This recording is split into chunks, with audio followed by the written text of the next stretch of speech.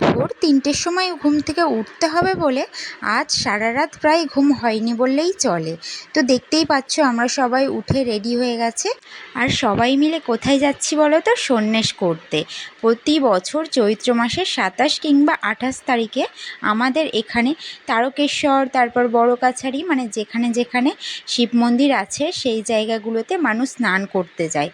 তো আমি তো সন্ন্যাস নিয়ে নিয়েছি, আর গলার মধ্যে ওটা হলো উত্তরী, আমরা তো সেটাই বলি। আর দেখো একদম ভোরের বেলা চলে এসেছি মেলাতে। আর উত্তরী যে সবাইকেই পড়তে হবে তার কোনো ব্যাপার নেই। আর আমি শুধুমাত্র হব্বু শিখিয়েছি, যারা যারা হব্বু শিখিয়েছে তাদেরকে অবশ্যই উত্তরীটা নিতে হবে। তো দেখো মেলাটা বেশ প্রচুর, মানে অনেক বড় বসেছে। আর এখানে দেখো আমরা স্নান করে সব পুজো টুজো দিয়ে তারপর ধূপ মোমবাতিও জ্বালিয়ে দিয়েছি। আমরা তো নীলের বাতিতে এখানে আসি না, সেই জন্য একেবারে পুজোর দিন করে এসে ধূপ মোমবাতি জ্বালিয়ে দিয়ে চলে যায়।